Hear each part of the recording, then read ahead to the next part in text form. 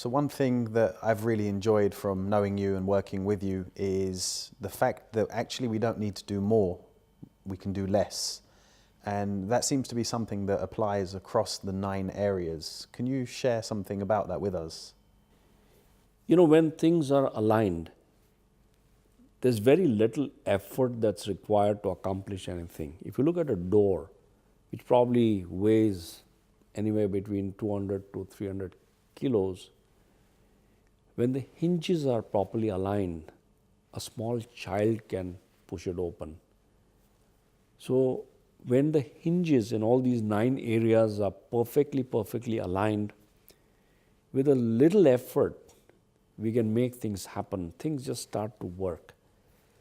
We don't look at these 9 areas very carefully to find what is out of alignment.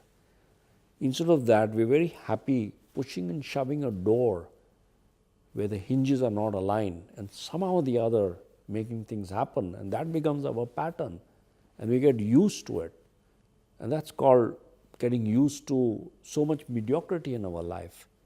When effortless is an option, and we can really work with an effortless way of making things happen, if we just pause and take stock of these 9 areas and find the pieces that are out of alignment and align them.